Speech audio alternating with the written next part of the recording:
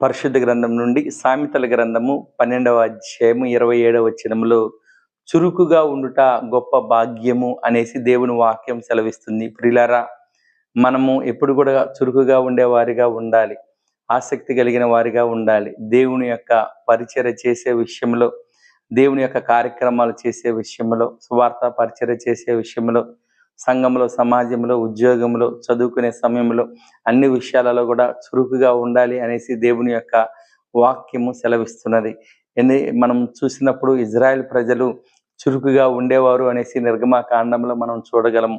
మనము దేవుని బిడ్డలము, యేసు రక్తంలో కడగబడిన వారము కనుక మనము బద్ధకస్తులుగా, సోమరిపోతులుగా ఉండకుండా చురుకుగా ఉండి మీరు చేసే ఉద్యోగాలలో కానీ, మీరు చేస్తున్న వ్యాపారాలలో కానీ, చదువుకుంటున్న బిడ్డలు కానీ, గృహిణులు కానీ అందరూ కూడా ఎల్లవేళలా దేవుడు పరిచర్య చేసేవారు కానీ చురుకుగా ఉండి ప్రభు ఇచ్చే ఆశీర్వాదములు పొందుకొనవలసిందిగా తెలియజేయచ్చు.